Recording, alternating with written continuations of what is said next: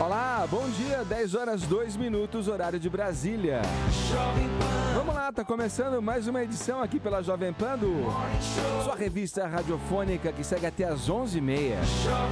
Vem com a gente, estamos na quarta-feira, 24 de agosto de 2016. Você que tá indo pro trabalho, tá no trânsito, tá indo pra escola, tá aí começando seus afazeres em casa ligados aqui na Jovem Pan, sejam bem-vindos, sigam com a gente.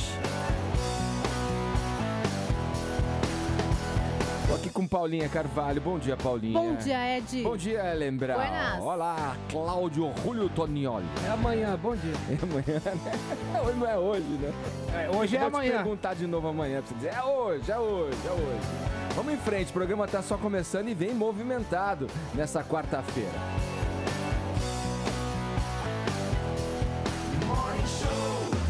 Pânico e destruição. Italianos contabilizam mortos e tentam salvar vidas depois do terremoto sacudir a região central do país. Pela ordem, meritíssimos, entenda porque o ministro do Supremo Gilmar Mendes e o procurador-geral da República Rodrigo Janot estão trocando farpas. Ofensiva derradeira. As últimas cartadas de Dilma Rousseff e Michel Temer para conseguir apoio no processo do impeachment. Ela merece, a nossa página radiofônica sobre cinema e séries, né? A gente vai contar o que fez Jennifer Lawrence ser pelo segundo ano consecutivo a atriz mais bem paga do mundo e revela os bastidores da decisão de transformar em série o filme Os Infiltrados, filme que venceu o Oscar em 2006. O programa tá só começando, siga por aqui. O julgamento final do processo de impeachment da presidente afastada Dilma Rousseff começa amanhã. E a gente tem aqui a hashtag já sobre esse assunto, né, Paulinha? Não é? É uma hashtag Manda. Maravilhosa para vocês exercitarem a criatividade ou algumas verdades que vocês queiram escancarar na cara do mundo do Twitter. Hashtag Se Eu Fosse a Dilma, Eu. Aí tem já um monte de gente participando aqui no Twitter, então vou dar ideias para vocês através do, por exemplo, Thiago Guilherme. Se eu fosse a Dilma, eu estaria ligada na programação do Morning Show. Se eu fosse a Dilma, esse é o Bob Chaves, eu não sairia na rua nos próximos 30 anos de tanta vergonha. Aí ela usa uns palavrões que eu não vou ler pra vocês. O Ale diz o seguinte: se eu fosse a Dilma, eu não iria colocar mais uma ficha nesse fliperama não, viu? Jogou mal e agora tem que dar reset. E o pessoal tá sendo criativo por aqui, então você pode participar do programa usando a hashtag Se Eu Fosse a Dilma, Eu. Olha o Mr. Pickles. Faria a Pronatec para me realocar no mercado competitivo da presidência. Então vamos lá, gente. Ficou a imagem daquele debate dela, né? Falando com a senhora na plateia, né? Tá muito maravilhoso esse. Você lembra O disso? Mr. Pickles ainda mandou, ó. Se eu fosse a Dilma, eu abriria uma escola de idioma de um mês ou uma startup inovadora de energia eólica. Vamos ouvir aqui os ilustres professores. Ellen Brau.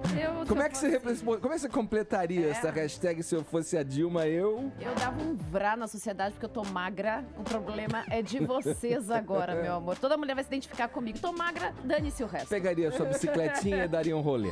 Ô, Tonho, olha aí. Se eu fosse a Dilma, eu... Você não quer, né? Não. Ele não Vai, quer imaginar. Eu reticências. Vai. Eu... Reticências. Tá bom. Mas vamos lá. Qual a expectativa de vocês? Vai, já que eu vou passar essa pergunta para o nosso WhatsApp aqui para as pessoas interagirem. Qual a expectativa de vocês aí para o julgamento final desse impeachment? O que vocês podem dizer em poucas palavras? Vai. Game over, né? Já Game acabou. over? Assim, Já era? Já acabou. Acho que não tem volta, não. Alguma chance, alguma luz para ela? Se for Tonho? luz, é o trem. É o trem.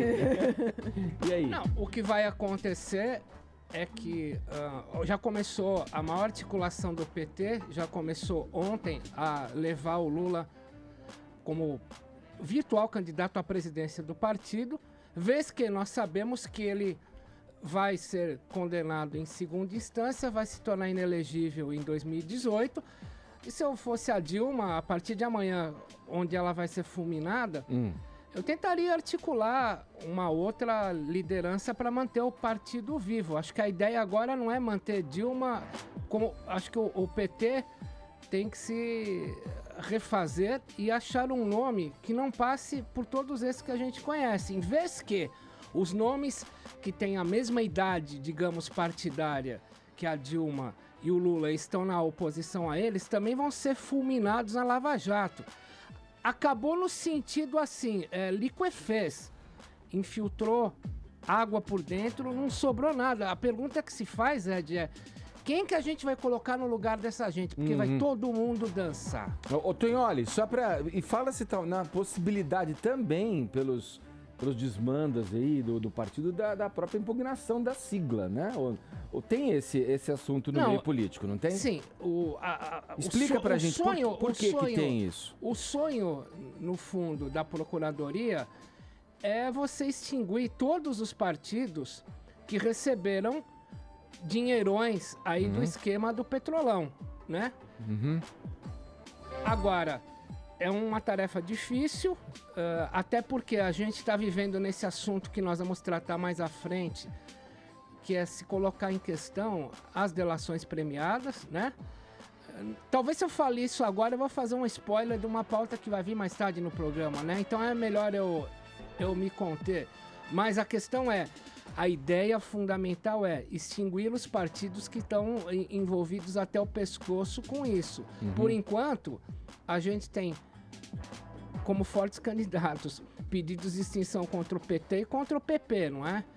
Agora, muita água vai rolar e vai sobrar para todo mundo. Como a gente já está sobrando, PSDB, PMDB. A questão é a seguinte, o arco político tende a se acabar nas mãos da Lava Jato. Eu me pergunto todo dia, eu fico jogando a tarrafa por aí e perguntando, quem será que eu votaria? Vereador eu já sei, mas quem eu votaria mais pra frente, porque eu não consigo ver nada que renove essa podridão. É um exercício, digamos, difícil, né? Eu não falaria nem mais, as pessoas têm falado muito o dedo podre, mas eu acho que é incorreto isso, porque dedo podre acaba caindo, né? E você, querido ouvinte, diga pra gente, interaja pelo nosso WhatsApp, tem o sorteio pra quem participar da nossa caneca e a camiseta aqui do Morning Show, pelo 931-17-1009. Diga pra gente, quais são suas expectativas pro julgamento final do impeachment? Vai lá, conta pra gente em mensagens de voz e em mensagem de vídeo também. Pode mandar aqui pra gente pelo nosso WhatsApp, que é mesmo, qual o número, Paulinha? Qual é? 931-7009, Edgar. Muito bem, muito obrigado. Então aguardamos a sua participação logo mais aqui na programação do Morning Show. A gente começa a ouvir essas sonoras. Vamos à Capital Federal? Então é outra trilha. É uma trilha mais, digamos, clássica, mais jornalística. Vamos lá na Capital Federal ouvir o Zé Maria Trindade a respeito aí exatamente desses trabalhos que estão abertos aí pelo presidente, serão abertos pelo presidente do Supremo Tribunal, Ricardo Lewandowski, às 9 da manhã. Na segunda-feira será o dia da Dilma se defender e na terça, dia 30, os senadores começam a votar. Como é que tá o clima aí na Capital Federal, às vésperas desse julgamento histórico aí? O que você tem acompanhado nos bastidores, Trindade, que você pode passar pra gente agora? Bom dia. Pois é, muito bom dia. Olha, Edgar, a impressão que eu tenho sobre essa história da Dilma é de que daqui a 10 anos, 15 anos, nós estaremos nos perguntando, né? Mas, gente, onde anda a Dilma? Quem era a Dilma? Por que ela ocupou esse lugar todo? Ninguém sabe. Então, a Dilma tem que voltar a ser a Dilma e não aquilo que pintaram, de gerentona, de boa administradora, essa máscara que ela tentou levar e não conseguiu. Edgar, o clima aqui é o seguinte, a ideia já é analisar o depois do impeachment, porque o impeachment aqui está sendo traçado apenas como um passo burocrático, inevitável, né? Ele já está desenhado. Os aliados de Michel Temer dizem que vão receber mais de 60 votos, falam até em 63, mas eu não acredito não. Acredito em 60 votos, ali é o limite. E isso não faz muita diferença. Há quem diga que um número maior de votos poderia conferir ao governo Michel Temer maior credibilidade, mas isso não está muito em debate não, viu? Há um esforço, sim, dos aliados de Michel Temer para aumentar o número de votos, mas o certo é que todo mundo sabe o que vai acontecer. A Dilma será, portanto, aprovado o impeachment definitivamente.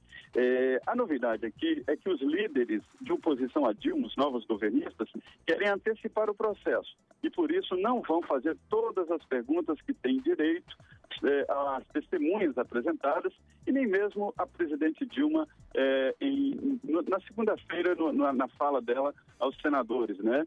E isso pode antecipar um pouco, mas não muito, porque há datas definitivas, como, por exemplo, o depoimento da Dilma, que não pode ser antecipado de segunda-feira. Então, o clima aqui é o seguinte, já pensando depois no discurso que o presidente Michel Temer vai fazer depois de ser o presidente definitivo e na posse dele, que está sendo programada para o dia 1º. Ou seja, o impeachment por aqui é quase um ato burocrático. Uhum. Bom, a presidente já falou várias vezes e reafirma isso e coloca que, inclusive na ocasião, na leitura da carta dela no Senado, né, frente à votação, não renuncia, né? Coisa que aconteceu na ocasião do Collor, por exemplo. Quando o Collor, ele levou até o último momento, até onde deu, segurou ali para depois renunciar, o processo já estava em andamento, aí tem toda uma burocracia envolvendo aí a votação toda, que dá a esse caso do Collor uma característica muito particular, né? Mas a Dilma já falou que não vai mesmo, não vai renunciar e o processo vai correr, né, Trindade? Olha, eu já conversei muito sobre isso aqui, sobre essa possibilidade, inclusive com o advogado de defesa dela, José Eduardo Cardoso, ex-ministro, né? E o raciocínio é o seguinte, ela não tem nada a perder indo até o final, só tem a ganhar. Logo no início do processo de impeachment, o PT decidiu criar um discurso. E olha, foi eficiente na criação dessa história do golpe. Isso levou parte do eleitorado do PT a ter pelo menos um discurso, né? A gente sabe que pesquisas indicam que principalmente o Nordeste acredita nesse discurso. Por outro lado também, há o discurso para a história. Dilma quer carimbar que o afastamento dela, o impeachment, não foi em decorrência de irregularidade, mas sim porque ela teria pedido a maioria no Congresso Nacional e, apoiado aí pela opinião pública, Michel Temer teria se aliado a deputados e senadores para ganhar o poder, fazer esse novo núcleo do poder. Então, são dois discursos para a história e para as próximas eleições. É uma briga política, né? Tá certo. Obrigado pelas informações. José Maria Trindade falando com a gente diretamente de Brasília. Obrigado, Trindade. Bom dia pra você. Obrigado, bom dia. Olha aqui, seguimos no Morning Show falando ainda de política. A gente recebe aqui no estúdio do programa o cientista político Fernando Schuller. Ele é doutor em filosofia pela Universidade Federal do Rio Grande do Sul e professor do INSPER. Bom dia, Fernando. Bom dia, Edgar. Prazer estar com vocês aqui na Jovem Pan. Obrigado pela presença e nos ajudar aí a entender diferentes pontos de vista sobre esse tema que é muito caro e nesse momento político brasileiro importante, talvez aí nunca vividos pelos brasileiros, né? Desde a democratização do país. Vamos começar já direto nesse assunto que a gente vinha tratando com o Trindade lá em Brasília. Você acha que essa questão do placar que vai ficar como a final desse processo todo de impeachment e vai ficar mais pro 7-1 da Alemanha ou vai ficar mais para aquela coisa acirrada do 1-1 agora da final das Olimpíadas pelo ouro inédito do Brasil? Qual que é a tua opinião? Olha, eu vou numa visão moderada. Eu acho que nós vamos ter na faixa de 60 votos. Pode ser 59 ou 61. Não muda nada. Né? Isso é nem discussão da vaia no Maracanã. Se quem vai ou mais, vai ou menos, se alguém aplaudiu. Isso é uma discussão muito de detalhe que na minha opinião, é irrelevante. O ponto central é que o jogo está, vamos dizer assim, basicamente está jogado. Né? O jogo está jogado. E é curioso, assim, que tanto a oposição, evidentemente, quer dizer, o governo atual, quer dizer, o governo Temer, o governo provisório, os aliados do presidente Temer, como o PT, e aqui eu queria lançar uma provocação, uma tese aqui, querem passar rápido por esse processo. Ontem teve uma votação na executiva do PT muito sugestiva, 14-2, quer dizer, a proposta levada pela presidente Dilma, né? Quer dizer, de um plebiscito, etc., foi derrotada assim fragorosamente por 14-12. Significa que o PT também quer passar por esse Ele quer botar o pano logo em cima dessa história. Por isso que tem esse negócio de discurso para a história. Né? Discurso para a história não é nada, né? Fazer um discurso para quê? Para o futuro, para daqui a 10, 20 anos. Quer dizer, então, na minha visão, quer dizer, nesse momento é confortável para o PT que esse processo termine logo, né? Que a presidente seja afastada.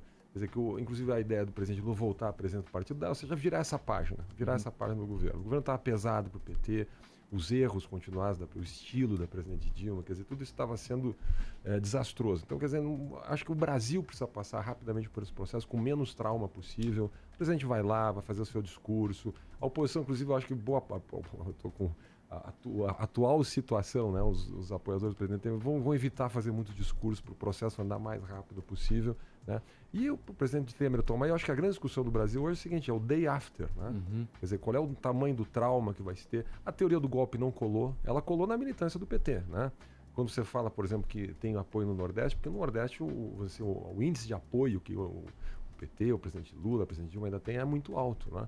É relativamente alto, né? A teoria não pegou, não colou. O próprio fato hoje do presidente Lewandowski, né, ter de novo rejeitado um pedido de suspensão do processo, né? Ele que é o presidente Supremo, ele que foi indicado pelo presidente Lula, que preside o processo no Senado, já é um indicativo da absoluta legitimidade do processo, né? O fato da presidente ir lá no dia 29 é outro indicador da legitimação do processo. Que ela poderia dizer, olha, isso é um golpe, isso é uma fraude, eu não irei compactuar com esta fraude, mas ela vai lá, vai falar, vai ter todo o direito, plena defesa. Então eu acho que o processo, na minha visão, ele foi bem conduzido, do começo ao fim. Ele é uma aula de democracia, evidentemente que não é agradável para ninguém. Para ninguém, nenhum brasileiro gostaria de passar por esse processo, né? Nós tínhamos orgulho de ter 8 anos com o presidente Fernando Henrique, 8 anos com o presidente Lula, de ter feito uma grande transição em 2002. Nós tínhamos orgulho dessa estabilidade que, afinal de contas, o Brasil tinha conseguido. Mas tivemos que passar por esse processo, né? De certa maneira é um trauma, mas é uma grande lição da nossa democracia. A aparência é que as coisas estavam indo bem, né? Até descobrirem todos os métodos pelos quais esses partidos e essas forças ideológicas se sustentavam no poder, né? E o Brasil mostrou que tem Congresso Nacional. Eu estava conversando aqui com o Toioli um pouco antes da sua chegada aqui no programa e com a Ellen também, a questão frente a isso tudo que você falou, você acredita, porque vai exigir um trabalho hercúleo aí do partido para se reerguer e para se manter com a significância que ele mostrou historicamente frente à população, né? Qual você acha que é o desfecho final para essas agremiações, em especial o PT e o PP, no caso? Olha, a minha impressão... Que tiveram pedidos lá, enfim, que correm o risco da impugnação da sigla, enfim. Eu não acredito na impugnação da sigla. Eu acho que, o que eu penso é que o PT vai aumentar a sua lulodependência, né? Ou seja, o fato... Se o presidente Lula, por N razões, né, vamos dizer, sair de cena política, seja por um processo aí ligado a Lava Jato, etc., ou seja por uma decisão própria, que eu não acredito, mas a minha impressão é que o PT se desmancha, né? O PT hoje é um partido que depende da popularidade, do carisma, etc., do presidente Lula. Isso é um fato, quer dizer. E a ideia de que o presidente Lula tinha que ir para o ministério para salvar o governo Dilma, agora o presidente Lula precisa ir para a presidência do partido para salvar o partido, quer dizer, a lulodependência. O PT virou uma espécie de PDT na época do Brizola, na época final do Brizola. Né? Eu ia fazer justamente isso, porque eu sempre faço esse comparativo.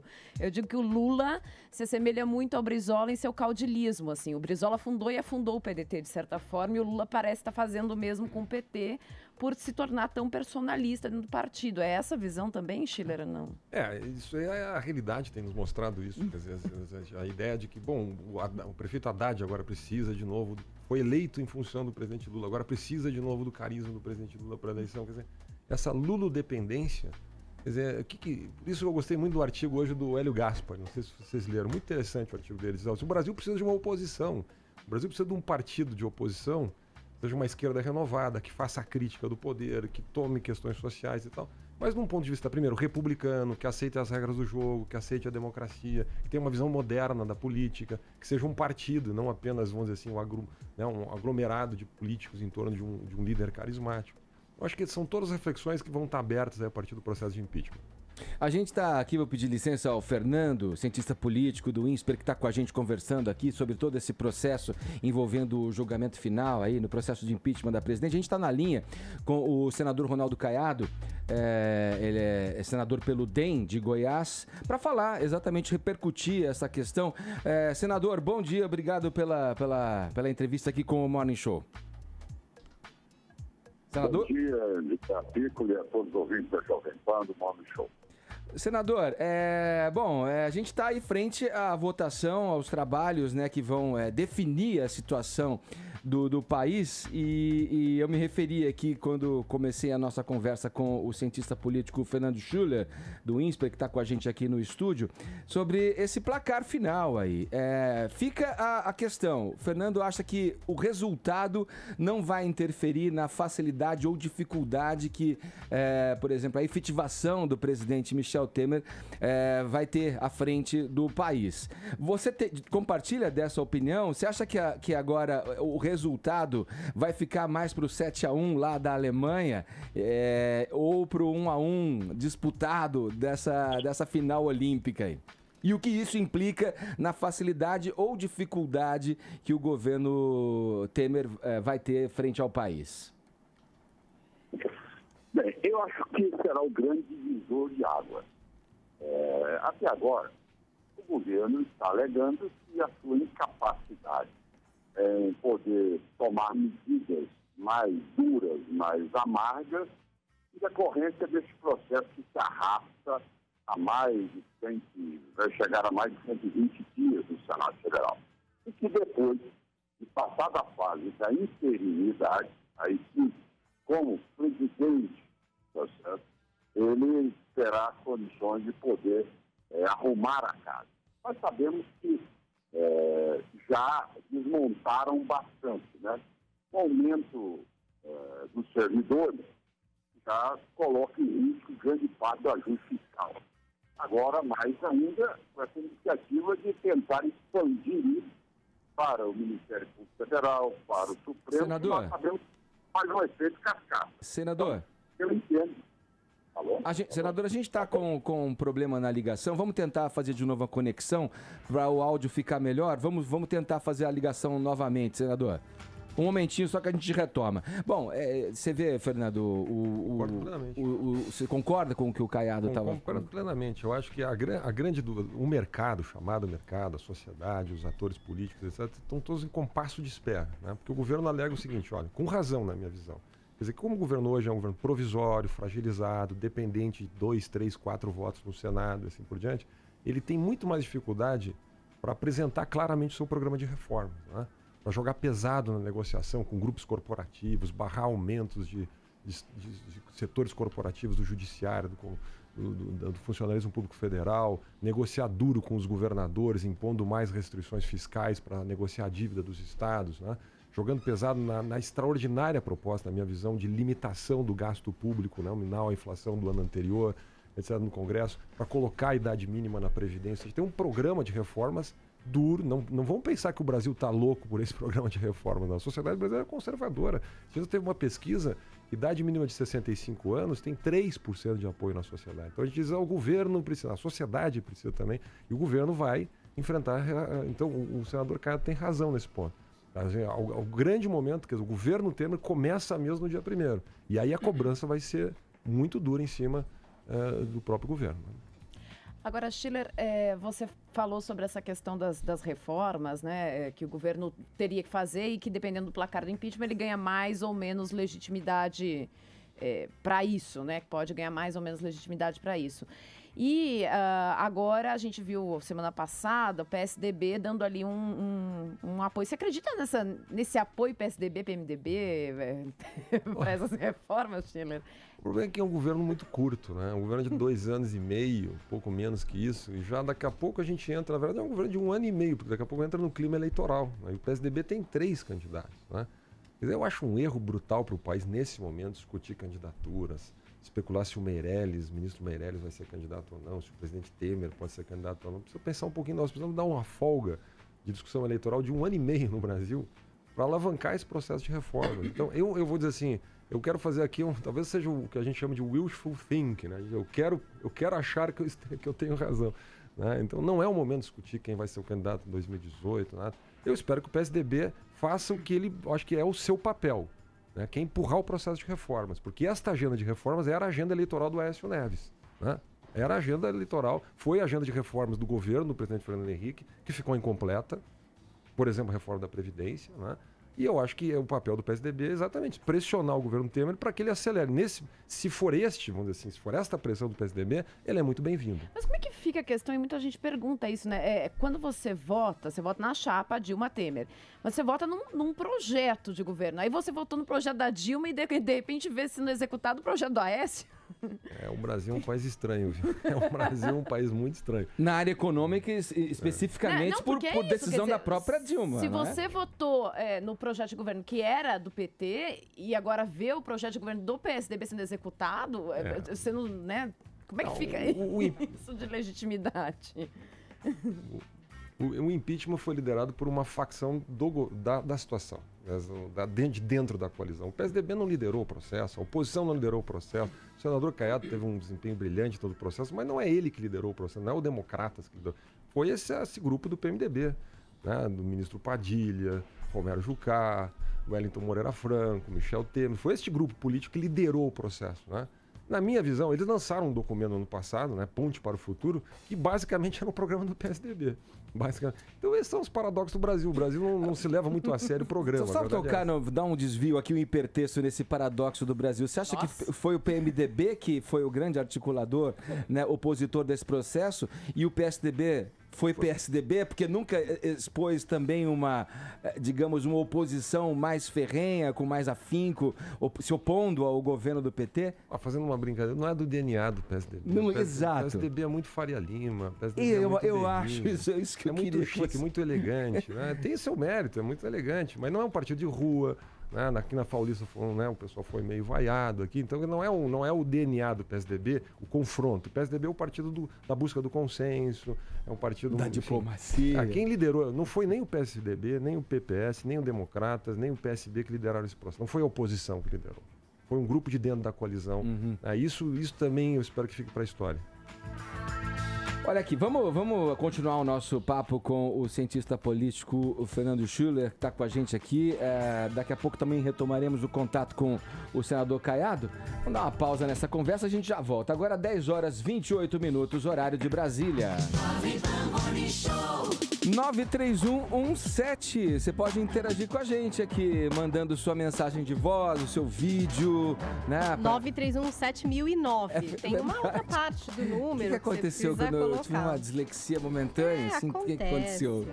9317009, claro, para você mandar sua mensagem de voz e o vídeo também. Se você quiser mandar um vídeo, a gente coloca no ar aqui.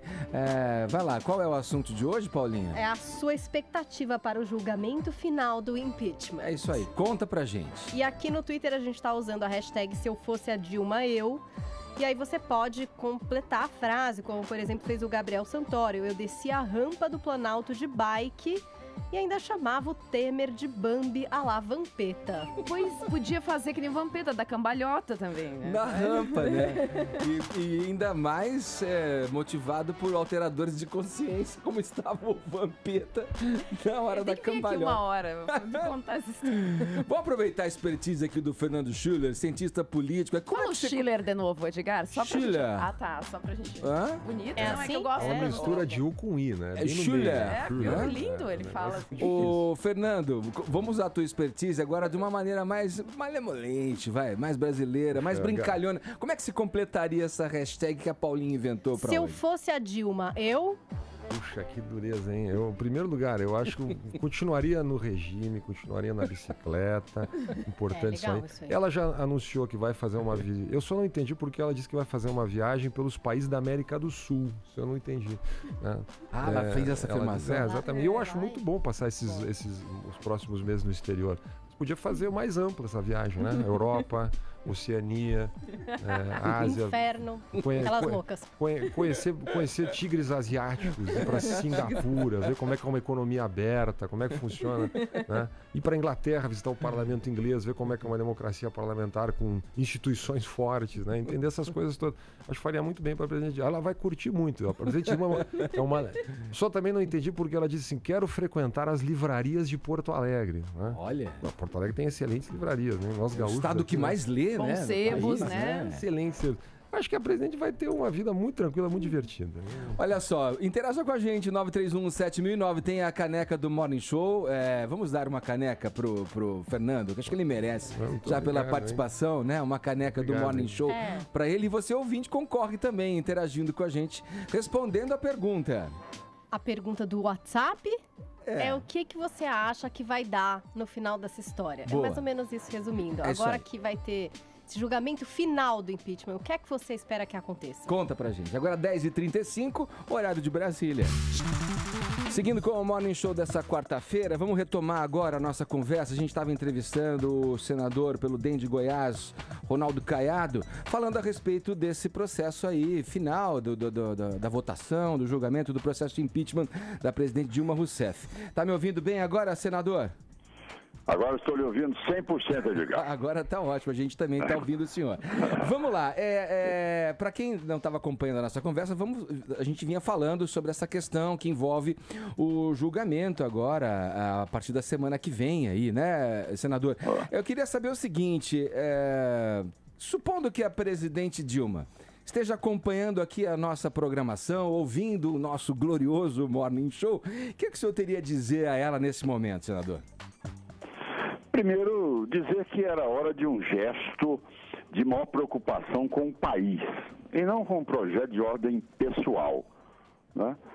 O que já ficou claro, e todo o cidadão, independente de ser político, de ocupar cargo público ou não, tem que ter o bom senso, né, em poder reconhecer o momento de falha, tá certo? Todas as atitudes que foram tomadas que levaram o Brasil a essa situação caótica, e que nesta hora não pode prevalecer o egoísmo, a posição de querer apenas se manter no poder por se manter, já que não tem um apoio popular, já que os dados, tanto na área social, quanto econômica, quanto política, são desastrosos. Então, o Brasil hoje vive a pior das crises, e nunca, nem os economistas, os mais pessimistas, imaginavam que nós poderíamos chegar a esse ponto. Então, o conselho que se dá a uma pessoa é que ela entenda que agora realmente o Brasil não quer mais voltar àquele projeto do PT, aquele quadro de aparelhamento de Estado, de destruição de estatal, de queda do credibilidade internacional, de inflação. Isso nós não podemos imaginar que ela ainda queira resistir a uma realidade que a população toda se coloca contrária. Então, senador, era um momento de bom senso, dizer, olha, vamos deixar o Brasil caminhar, tudo bem, eu abro mão do meu mandato, eu entendo como as coisas são, eu tenho um gesto pelo país, tá certo? Se ela quisesse ter convocado um plebiscito, ela deveria ter feito isso no primeiro momento.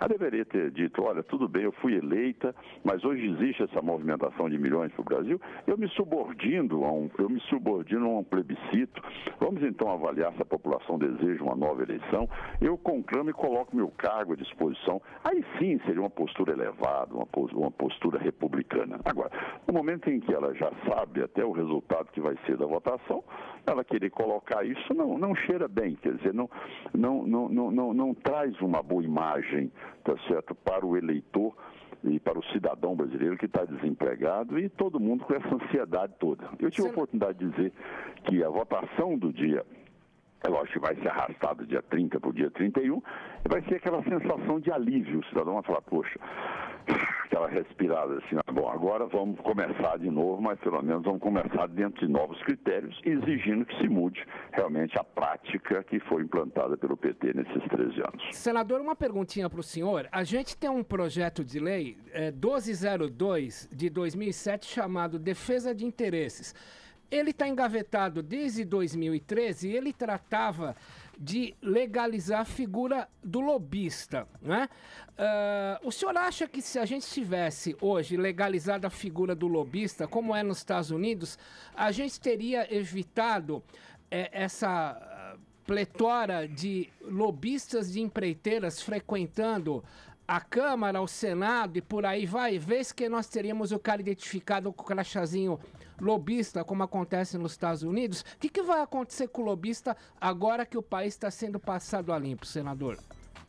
Bom, esse projeto ele teve até a iniciativa de um senador do Democratas, que é uma das referências do nosso partido, que é Marco Maciel. Certo? O grande problema que existe neste momento é que nós sabemos que tem temas que eles devem ser colocados na pauta de acordo com o momento em que se vive, o momento político que nós estamos vivendo.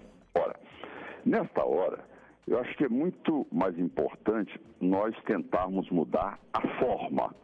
Agora é o momento de nós atuarmos nas mudanças, que são mudanças em estruturas políticas. Não é apenas a figura do lobista por ter um crachá de lobista, mas sim se as medidas econômicas vão dar certo e se nós não fizermos uma mudança substantiva no sistema eleitoral brasileiro, a recuperação econômica não sobreviverá, porque ela rapidamente será contaminada por uma prática que é ou de exigir ministério para fazer caixa de campanha, ou exigir cargos em estatais para fazer caixa de campanha, ou enriquecimento ilícito.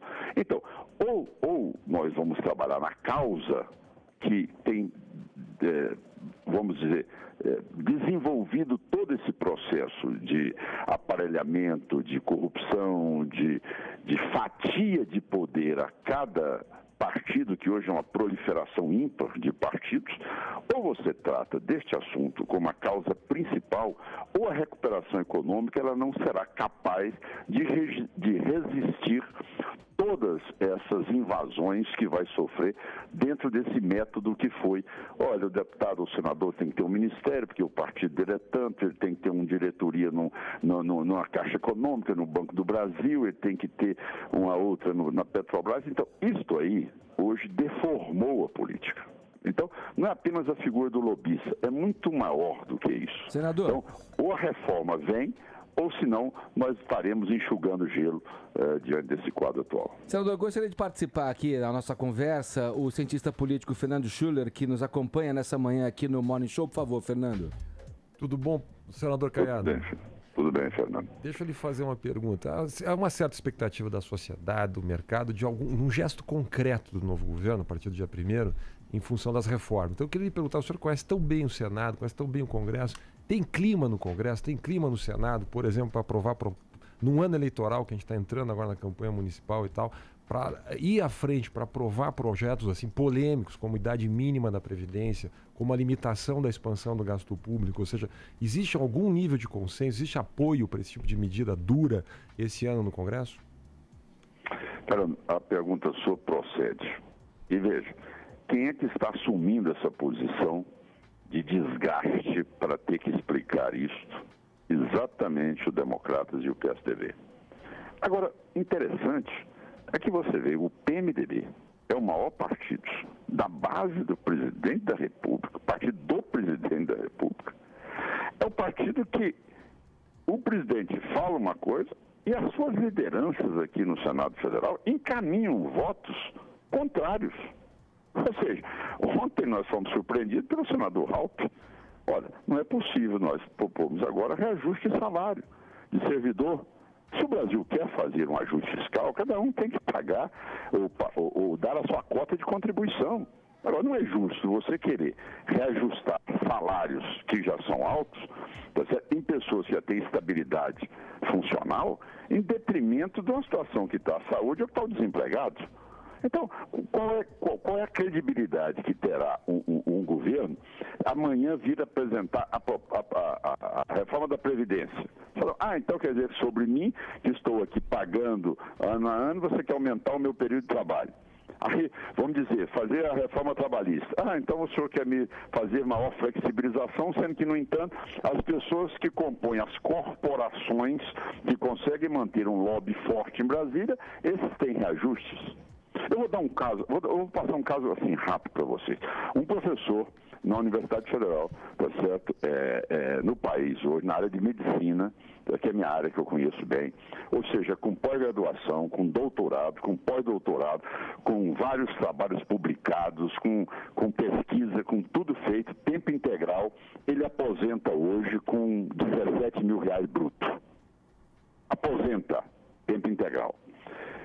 os jovens da Defensoria Pública fazem um verdadeiro corredor polonês no Senado. Não, mas é um absurdo, nós já vamos iniciar com esse salário de miséria de R$17 mil. Na entrada, entrou R$17 mil. Então, ou nós vamos ter a coragem, ou o presidente da República, aí não é só Congresso, o Fernando, o presidente da República assume uma posição corajosa e dizer, olha, não vai acontecer mais essas distorções absurdas, onde algumas corporações conseguem aqui salários estratosféricos em detrimento daquilo que é prioridade no país. Ou existe uma coragem de assumir o enfrentamento às corporações, ou senão o Brasil está sequestrado, o Estado brasileiro está sequestrado a um grupo de pessoas que vivem uma realidade totalmente diferente da realidade do país. Ok, eu queria agradecer aqui a entrevista, o senador pelo DEM de Goiás, Ronaldo Caiado, conversando com a gente aqui no Morning Show. Obrigado, senador. Eu que agradeço, muito obrigado e um bom dia a todos. Bom dia. Olha, girando o assunto, olha, as propostas de combate à corrupção defendidas pelo Ministério Público Federal e o suposto vazamento da delação do empreiteiro Léo Pinheiro, da OAS, continua alimentando a troca de farpas entre o ministro do Supremo Tribunal Federal, Gilmar Mendes, e o Procurador-Geral da República, Rodrigo Janot. Mendes disse que é preciso colocar freio na conduta dos investigadores da Lava Jato, enquanto o Janot defende a operação e pergunta, abre aspas aí nas palavras do Janot, a Lava Jato hoje está incomodando tanto? A quem? E por quê? A gente está recebendo aqui o âncora do Jornal da Manhã, Thiago Berrais, com a gente. Bom dia, Berrais. Oi, Edgar. Bom dia a você, bom dia a todos, ao professor aqui conosco. Aliás, Edgar... Bom, eu queria detalhes, né? Vamos aos detalhes dessa guerra de titãs aí, né? Olha, essa guerra vai se ampliando e se ampliou muito ontem, porque existe o seguinte, Edgar, existe a possibilidade, entre essas propostas, é a possibilidade de validação de provas obtidas de forma ilegal. Essa é uma grande polêmica, a gente discutiu um pouco isso sobre as gravações que vazaram. As boas intenções. Tal. As gravações subjetivo, né? Podem ter sido úteis, impediram que o ex-presidente Lula tomasse posse no Ministério da Casa Civil, mas a discussão foi feita. Se foi de forma ilícita, vale, não vale. E o ministro Gilmar Mendes chamou o autor dessa proposta, o autor de uma forma mais aberta, de coisa de cretino. Foi essa a expressão que ele usou. E hoje cedo, no Jornal da Manhã, ouvimos o ministro Gilmar Mendes. Ele foi mais econômico um pouco nesses adjetivos, mas afirmou que de vez ou outra aparece no Brasil alguém que quer salvar a pátria e de forma ilícita. A gente pode acompanhar um trechinho? Vamos lá, vamos ouvir. O Brasil é um país de uma instituição ainda precária e a toda hora surgem esses salvadores da pátria, essas figuras que depois viram até caricatas na história, né? Nós nos lembramos do Luiz Francisco, que era muito incensado por uma parte da imprensa, o Guilherme Shelby, essas figuras, o delegado Protógenes e coisas do tipo, né? Então nós precisamos ter cuidado para não realmente permitirmos que essas coisas extravagantes passem a dominar o cenário. E é preciso, portanto, sinalizar limites. Ao mesmo tempo que nós temos uma institucionalidade precária, nós somos também um país civilizado. O sorriso do Tonholi, coisas extravagantes. Eu só vi o sorriso do Tonholi aqui quando ele citou essa lista. O Luiz Francisco aqui. E o Protógenes. O Luiz Francisco que me mandou uma ação assinada por ele, mas quando eu coloquei ali no desktop, estava assinado, era feita pelo advogado da parte inimiga de quem ele denunciou. Agora, Edgar, é isso, é o Supremo Tribunal Federal contra os investigadores da Operação Lava Jato. É claro que o Supremo se sente incomodado quando vem uma possibilidade, porque é uma casa legalista, obviamente, mas tem todos os interesses. Mas quando você vê alguém defender que uma prova ilícita vale, aí, claro que isso incomoda muito, né? Bom, obrigado, Berrais, aqui pela informação, pela sonora que a gente ouviu aqui, o ministro Gilmar Mendes. A gente segue no Morning Show com o... Aqui, deixa eu ver essa pá aqui. Tá tanta folha aqui. O professor Fernando Schuller está aqui com a gente, cientista político. Num momento como esse, Fernando, em que o Brasil precisa ser passado a limpo, aí, uma briga entre o procurador, aproveitando o assunto trazido pelo Berrais aqui, o procurador-geral e o ministro da Corte Máxima, né, do país, produz alguma luz no fim do túnel ou, na verdade, só aumenta a temperatura dessa disputa aí pelo poder? Isso é normal, quer dizer, nós estamos vivendo, desde que passaram a transmitir as sessões do Supremo pela televisão, os ministros do Supremo viraram estrelas, né? E hoje há digamos assim, uma predominância das carreiras jurídicas, das instituições jurídicas sobre as outras instituições da República, né? Na verdade, então, assim, de alguma maneira, as instituições jurídicas, o Ministério Público, o Judiciário, o Supremo, são os protagonistas, digamos, desse processo todo, da legalidade desse processo todo, da força desse processo todo. Isso vem desde o mensalão, né, até agora o processo de impeachment, né? Agora, a gente tem que ser muito moderado, acho que vocês têm sido aqui na Jovem Pan sobre esses temas, né? Por exemplo, tanto você obter provas relevantes de maneira ilícita, soa mal. Quer dizer, não é só o ministro Gilmar Mendes que fica incomodado, acho que todo cidadão, eu fico incomodado com isso. Quer dizer, todo mundo quer, às vezes, todo mundo saudou quando foram revelados os áudios, a gente descobriu assim, meandros do poder, tentativas de obstrução da justiça, mas como país, como projeto institucional de garantia de direitos individuais, do devido processo legal, não é agradável. Fica meio várzea, né? Exato. Eu não sou jurista, então muito cuidado com essas coisas. Mas a minha intuição de justiça diz que o ministro Gilmar Mendes, nesse caso, está certo. Agora, eu acho que o procurador já não precisa explicar para o país por que, por exemplo, suspender, né, a delação premiada do Léo Pinheiro, da OAS. Isso também parece... Só porque houve o vazamento, mas quantos vazamentos já houve, né, nesse processo todo? Então, eu acho que a gente tem que ter uma ponderação para não entrar nem um lado nem outro. Quer dizer, manter uma certa linha de condução. É importante a delação premiada. O Brasil um dia vai fazer um balanço. Foi excedido, digamos, o número, etc., das delações premiadas. Eu acho que tem que continuar sendo feito, em defesa da Lava Jato. Sim. Fala, Paulinha. Então, você falou que só os partidários do PT aceitaram essa história de que é golpe. Mas quando o Lula vai na ONU e fala que é golpe, e tem parte da imprensa internacional que, enfim, aceita essa história como tal, como é isso pro Brasil? Como que isso pesa pra gente? E afeta mais o quê? A imagem do Moro? A imagem do Lula? Todo o processo? Ou do país Lula? até? Isso é uma página triste na história do Brasil. O PT tem muito aliado no plano internacional, tem muito aliado. Eu acho, vamos deixar claro, é um direito elementar de qualquer brasileiro se defender. Então, assim, quer dizer, que o PT vá à OEA, vai à ONU, etc. Não é um direito, né? O Lula faz o seguinte, ele tenta disputar com o juiz Moro, fazendo política. Eu até escrevi um artigo sobre isso na revista, se não me engano foi na revista Época, né? Quer dizer, a ideia de que o Lula sabe fazer política, tudo que ele tem na vida ele deve à política, e ele considera que fazer política agora, nesse momento, é a melhor forma de se defender, né? Ou evitar o pior, digamos assim, criar uma ideia de que é uma disputa pessoal entre Lula e Sérgio Moro, que é uma coisa que hoje é reverberada pela CUT, pelo PT. Na verdade, não existe disputa pessoal nenhuma, existe a justiça de um lado, apurando questões, enfim, relativas ao presidente Lula, né? Então vai na OEA, vai na ONU, sempre tem gente lá, o ministro Vanucci, esse-ministro Vanucci é membro lá do Conselho de Direitos Humanos da OEA, então tem reflexos internacionais isso. Isso é ruim para a imagem do Brasil. Eu não faria isso, acho que o ex-presidente da República deveria respeitar as instituições brasileiras. Um ex-presidente da República deveria respeitar, se não respeita a oposição no Congresso, respeite o Supremo Tribunal Federal. Isso é um equívoco para o país, faz mal para o país. É um direito, mas faz mal para o país.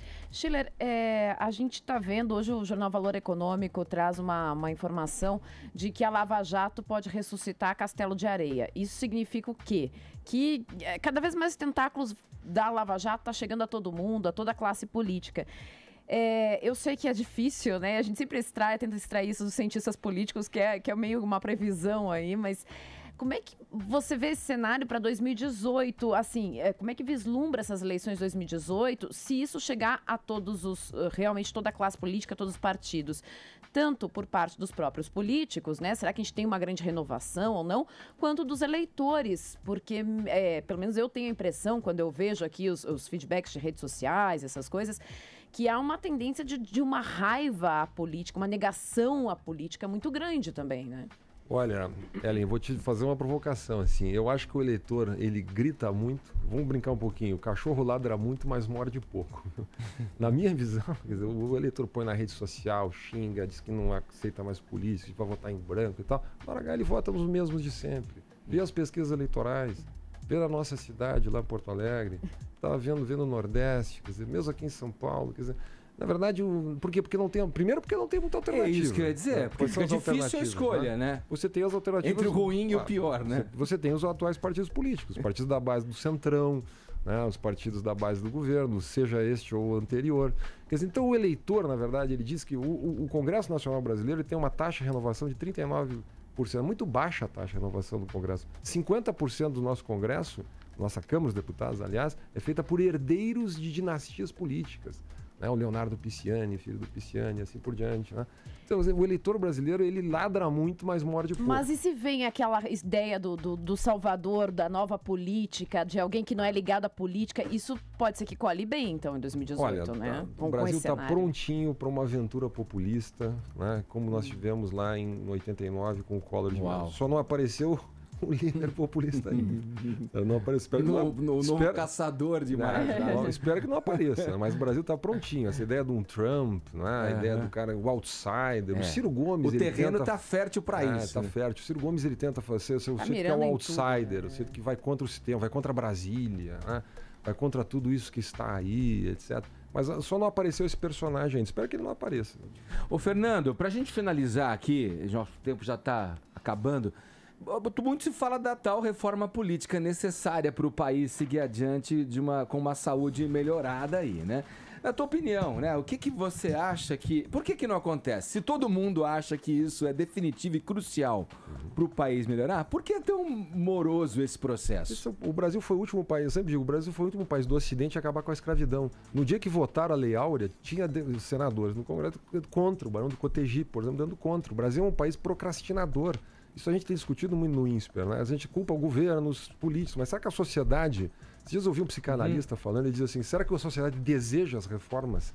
Né? Não faz porque não deseja. Nós há 15 anos discutimos reforma política. Eu, por exemplo, defendo o voto distrital para baratear as campanhas, para aproximar o eleito do eleitor. Exato. Como funciona na Inglaterra, na França, nos Estados Unidos, no Canadá, nas grandes democracias do mundo. Só que o Brasil tem medo de fazer, mesmo coisa simples, cláusula de barreira. Proibir as coligações proporcionais, né, onde o eleitor vota num candidato, elege um candidato de ideologia completamente diferente do seu. Enfim, então isso é o mesmo caso da reforma da Previdência, de certa maneira é o mesmo caso né, da própria votação. Você critica, mas vota naquele político que é denunciado, naquele partido que já foi condenado, assim por diante. Então, eu acho que a sociedade precisa fazer uma certa autocrítica nesse processo. Espero que a reforma política vai ter muita cobrança em cima do presidente Temer a partir do dia 1º. A sociedade está dando uma folga para ele, mas o senador Caiado nesse ponto tem razão. Tá certo, olha, eu queria agradecer aqui a presença no estúdio da Jovem Pan do Fernando Schuller, ele que é cientista político e professor do INSPER. Muito obrigado pela entrevista aqui. Eu que agradeço. Um bom dia para você, Fernando. Abraço, obrigado. Olha aqui, o Morning Show segue nessa quarta-feira aqui, agora falando trazendo uma boa notícia, né? Afinal de contas, as boas notícias, a gente tá carente de boas notícias. Vamos aguardar e esperar que essa que eu vou dizer agora seja efetivada mesmo e a gente possa concluir que realmente foi uma boa notícia. Frente a todo o dinheiro investido nas Olimpíadas, no esporte amador, no esporte brasileiro, o Comitê Olímpico Brasileiro diz que manterá, né, o investimento que aumentou muito em função das Olimpíadas realizadas no Rio de Janeiro. Né? O COB diz que vai focar também numa redistribuição desse dinheiro, sem deixar de investir nos esportes coletivos, mas injetando a devida verba, o devido orçamento em modalidades também individuais, levando aí um exemplo bom que aconteceu na Itália, né, que acabou nesses Jogos Olímpicos, conquistando 28 medalhas, 8 de ouros, 12 de pratas e 8 de bronzes, graças a um desempenho nesses esportes individuais, como a esgrima e o tiro esportivo. Quer dizer, é um alento pensar nisso, né, que o Brasil, com uma potência do tamanho que é, com atletas com aptidões incríveis, né, e surgimento de nomes verdadeiros heróis, como foi o Isaquias na canoagem, né, como foi a Rafaela, a menina no judô também, que faturaram medalhas importantes para o Brasil, que siga nessa toada, nessa bonança, como o COB chama, de investimento em atletas para que eles possam representar cada vez melhor o Brasil. Eu espero que daqui a um tempo a gente possa continuar achando e efetivando essa notícia como uma verdadeira boa notícia. Com os caras.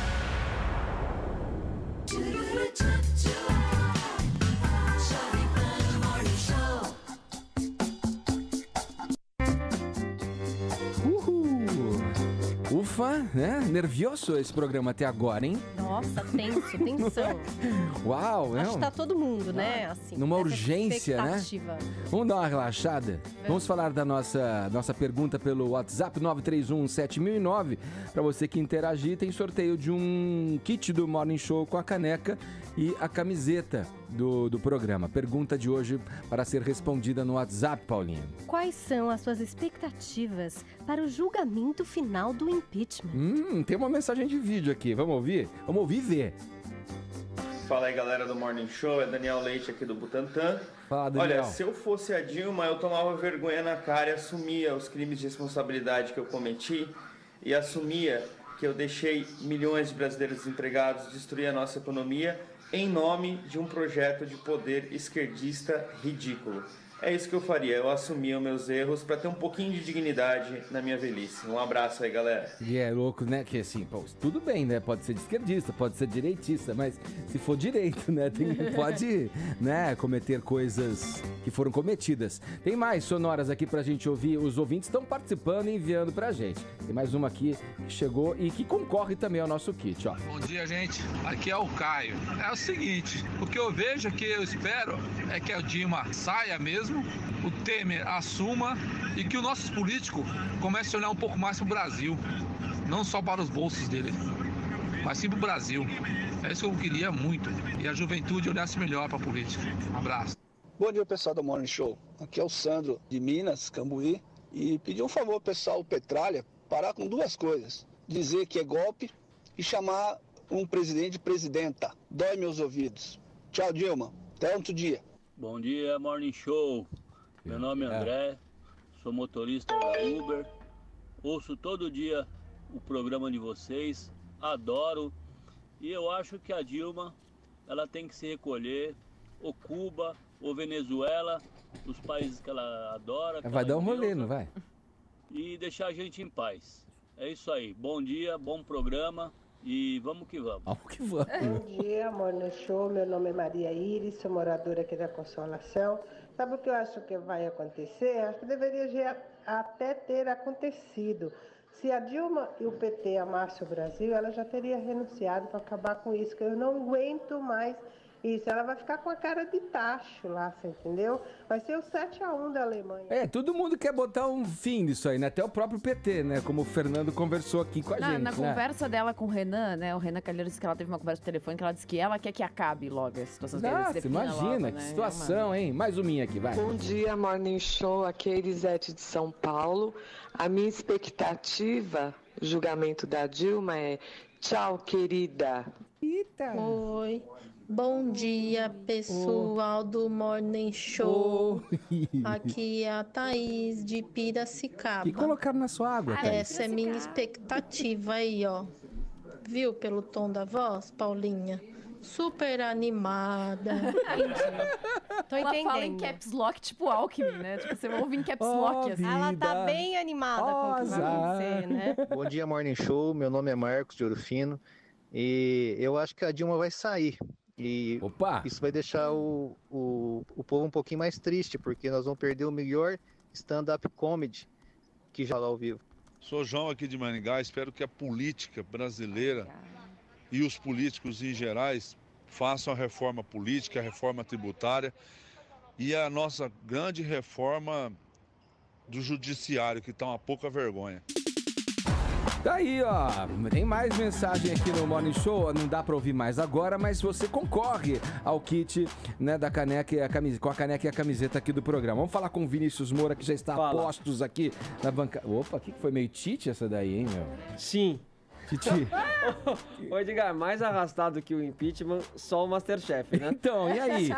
Me conta essa história aí. Ainda mantém o fôlego? Esse formato a gente falou aqui do BBB, que já tá desgastado. Daqui a pouco, aliás, eu vou dar a resposta, né, do Opinapã, o que deu no Opinapã. Vocês vão entender o que eu tô falando aí. Todo mundo achando que já era, né?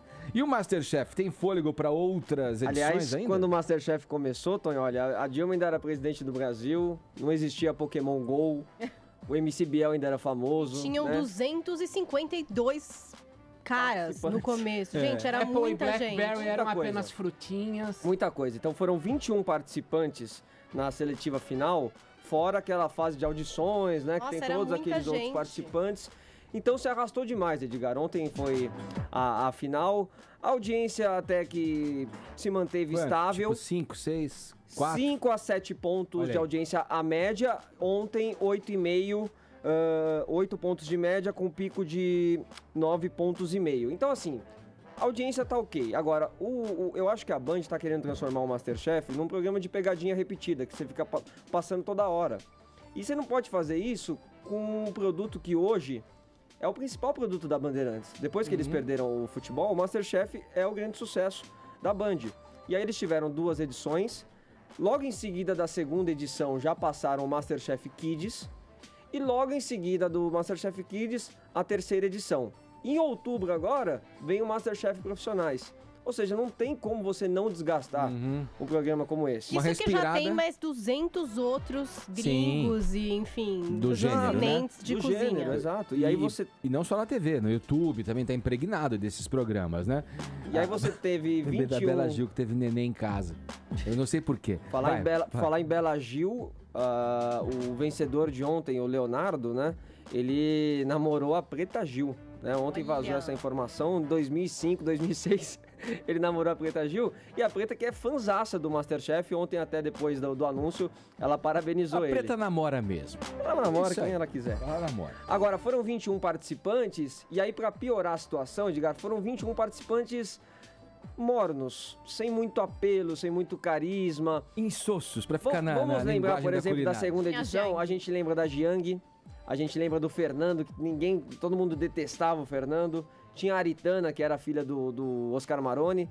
E nessa edição, um ali, outro aqui, mas nada que causasse Chamava apelo. aquele que falava, não sei, ele era oriental, falava meio engraçado, mas aí logo foi, também não cozinhava, de repente foi desclassificado, o Lee. O Lee, Mas dessa foi edição. desclassificado, né? Mas o Lee foi perdendo a graça também, então assim, esse MasterChef realmente, na minha opinião, foi o pior dos 3. Mas o programa é legal. Você tem 3 jurados que são incríveis. Ainda mais nessa temporada foram os grandes destaques, porque eles têm um entrosamento, eles têm um equilíbrio. Hora um é o carrasco, hora um passa um pano, faz um elogiozinho ali pra não ficar tão ruim. Então, e tem as sacadas, né? O Jacan é um cara muito engraçado, a Paola também, o próprio Fogaça. Então, o segredo do MasterChef, na minha opinião, ainda pra manter essa audiência, são os jurados e o formato, que é legal. Mas se a Band não tomar cuidado, ela vai dar um tiro no próprio pé e vai acabar desgastando. Seria a hora de dar um respiro, Eu assim, acho. dar um descanso pro Eu acho. programa, que o formato é um formato bom, Sim. mas talvez esteja na hora de ser A revisto. gente fala você falou né, do Big adequado. Brother. Big Brother é 3 meses a cada ano. Sim. Né? Não tem essa sequência. Agora, já está confirmado o MasterChef Profissionais para outubro. Eu acho que depois desse MasterChef, que vai ser um MasterChef até um pouco reduzido, a Band deveria dar uma parada aí Detox, né, meu? pra ter um fôlego. Senão o fígado não aguenta. Agora, Detox, chefe, Cara, Vini. vamos ver se você gosta desse prato aqui, que foi o prato vencedor de ontem do eu não Leonardo. assisti, me Carpaccio atualize. de vieira e rabanete, barriga de porco ao molho missô e ovos nevados com creme inglês de matcha. Comi muito coqui Saint-Jacques, porque eu sou fino, né? Agora, a internet tava torcendo por ele, mas não porque ele é um cara muito legal. É que a outra, a Bruna, é muito chata. Ela além de falciane, né? O termo que usam, né? Facilitou a vitória do E menino. ela é chata e ela se achava a maior confeiteira do Brasil, não acertou um doce durante o programa inteiro e ontem perdeu justamente por causa da sobremesa. Foi fazer uma sobremesa de beterraba. Quer dizer, se desse certo já ia ser ruim. Ainda deu errado, então Mas ela perdeu por MasterChef causa é disso. ogro, gente. Ia ser maravilhoso, já pensou? Já tem um Master desse, né? Larica, tem Não, tudo. tem Master Larica, já. ótimo. Já Tem tem um tudo. que só faz comida Tem. improvável. É. Ó, deixa eu saber aqui com Marília Gabriela, que tá num recesso aí televisivo e deve estar vendo tudo que acontece. Se ela gostou ou não, se ela concorda Adorei com porque ele é o mais bonito. Você vê aí que ele é moreno, alto. Você gosta de moreno Aliás, alto? Preta Gil, parabéns pela escolha. Eu faria o mesmo. Ai, Marília, você é maravilhosa. Aliás, vamos fazer o apelo aqui de novo. Estamos aguardando desde que ganhamos o prêmio Comunique-se. Não, qual que a gente ganhou mesmo? Ganhar todos, né, Edgar? Ganhamos o APCA. Fato falho aqui. Ganhamos o APCA. Carosella disse que viria aqui no programa. Estamos cobrando no ar. Vem, Paola. Liga, né? Liga, amiga. Vem, gatica. Não vai deixar queimar esse bife ancho aí. Não vai desandar na maionese, né? A gente trocou uma ideia, pô. Vem aqui nessa bancada falar com a gente. Ô, Ed, só mais uma coisinha. O que dá pra elogiar ontem da final do MasterChef é que eles não quiseram fazer aquela coisa de parecer estar ao vivo a todo tempo. Lembra que no final da segunda temporada eles quiseram disfarçar? Ontem não, eles assumiram a parte gravada e isso ficou legal. Teve de novo a ação com o Twitter. O ano passado eles anunciaram o vencedor primeiro no Twitter e depois no programa. Ontem eles fizeram uma montagem lá, uma edição que o Twitter anunciou pela televisão, né, o vencedor. Eu achei a ação legal, mas também ficou arrastado. Foi 3 minutos ali mostrando um monte de tweets que aconteceram durante a temporada e ficou arrastado. A ação foi legal. Então, é uma coisa que dá pra destacar. Eu acho válido porque realmente o MasterChef bomba no Twitter. Sim. Né? Então eles valorizam esse público. Ô Paulinha, você viu que o Jô mandou um comunicado assim, comunicado mandou ao merda vivo, pro Porchat? Você viu? Olha, a gente tem um vídeo. É o vídeo de alguém que filmou a TV, essa pessoa maravilhosa, que salvou a vida dos jornalistas que dormiram cedo, que é exatamente o começo do programa. E olha o que ele fala. Antes de começar qualquer coisa, eu quero desejar toda a sorte do mundo ao Fábio Porchat, que está estreando amanhã o seu programa. Fábio, minha bênção para você, meu beijo do gordo e, como se diz no teatro, no cinema, enfim, na classe artística, merda! Resta saber, né, Que merda, se foi esse teve uma merda... direta, não? Não, eu acho que não, Ele já chutou o pau da barraca, vai sair. Não, eu acho que foi super legal ele ter foi falado. ser legal. E... Foi uma quebra de protocolo, né? O Jô está no Olimpo dos talk discordo. shows brasileiros. É abraço que goleiro dá no cara que vai bater pênalti contra ele. Imagina, vamos lembrar Zica. que o Porchat surgiu no abraço programa de goleiro. do Jô. O Porchat surgiu no programa do Jô uma vez que ele foi como convidado. Ele escreveu um bilhetinho pro Jô, falou: Jô, deixa eu participar, fazer uma sketch de um diálogo que eu escrevi da série Os Normais. O Jô deixou ele participar, ele fez lá a cena, foi muito engraçado, e aí ele começou a ter as primeiras oportunidades no humor. Ô, tá vendo, Silvião? Você que é cheio de lançar talentos e tal, perdeu essa oportunidade, hein? É muito dinheiro, Porchat, sai pra lá. Agora, será que o Jô vai também falar boa sorte, merda aí pro Adnet? Pro Adnet? Vai. Ele foi no programa do Jô.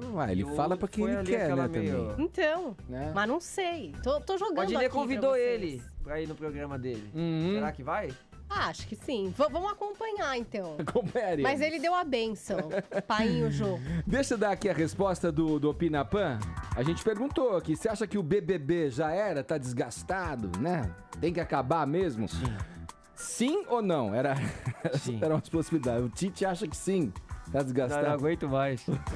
Olha aqui, 95% dos participantes aqui da nossa enquete responderam que sim, que o BBB já era e deveria acabar. Então tá aí o resultado maciço, né? As pessoas achando que, né, o formato já desgastou, já não sai mais nada dali. Vamos ver, né? Tem todo um respiro novo agora. O Bial mesmo falou que passa por irmãozinho mais novo, né? Não sai mais nada dali, mas enquanto o programa tiver faturando, com o faturamento que ele tem, que é o maior faturamento da Globo, e é uma audiência que também não é das piores, vai continuar por muito tempo no ar. E agora com o Thiago Leifert também vai dar uma renovada. Agora 11h22, horário de Brasília. Um terremoto atingiu a região central da Itália. Já estão um número de mortos impressionante. Eu até nem vou ler essa, porque quando a gente começou o programa era um número, agora esse número aumentou bastante, né, Ellen? Pois é, quando a gente estava começando o programa, se falava em 38 mortos. Agora o Corriere della Serra já está dando em torno de 70 mortos. E entre eles, muitas crianças que acabaram sendo vítimas desse terremoto que atingiu o centro da Itália, bem na madrugada desta quarta-feira, e é um terremoto de 6,2 a magnitude dele. A gente conversou esta manhã com o professor Germano Soares Schwartz, que é da FMU, e ele está com outros professores lá na Itália, está fazendo um curso lá. Ele está a 80 quilômetros do epicentro do terremoto, mas ouçam como é que ele acordou essa madrugada. Nós nos acordamos às 13h30 da manhã daqui, por volta das 10h30 da noite no Brasil, com um balanço muitíssimo forte no hotel em que nós estamos. O hotel em que nós estamos, para você ter ideia, é uma região que há algumas montanhas e é aqueles hotéis que ficam virados para o precipício. Então a sensação foi de muito pavor. E você imagina, né? Itália não é um país como, sei lá, o Japão, que está acostumado com isso. São construções históricas, né? Não preparadas para esse tipo de tremor. E isso foi justamente o que destacou até hoje no Jornal da Manhã a deputada ítalo-brasileira Renata Bueno, que ela disse não tinha nenhum alerta, não havia nenhum alerta de terremoto. Então pegou realmente todo mundo de surpresa e há ainda reflexos, né, desses tremores que continuam, chegaram a atingir Roma, atingiram boa parte ali do território que não é tão extenso também, né, o território da Itália. Então não havia alerta, por isso acabou pegando muita gente de surpresa. Infelizmente, a gente falou, olha, 10 horas da manhã, quando a gente entrou aqui, estava falando-se em 38 mortos, agora já são 70. Caramba. Olha, a região é uma região central da Itália, fica a 150 quilômetros a nordeste de Roma, na cidade de Perugia e Rieti. E aí um dado técnico que eu vejo aqui é que a profundidade desse terremoto, Ellen, foi de 10 quilômetros, o que aumenta o potencial. Aí, exatamente, né? Por isso que a gente ouviu esse professor que está ali a 80 quilômetros do epicentro e acordou com o tremor, né? É muito triste, né? O Itamaraty, inclusive, já se manifestou com relação ao ocorrido na Itália, frente ao governo italiano. Bom, estamos já indo na reta final do programa, mas dá pra gente tratar de alguns assuntos. Hora da gente fazer o nosso endomarketing. Paulinha, o que devemos saber sobre o seu podcast desta semana?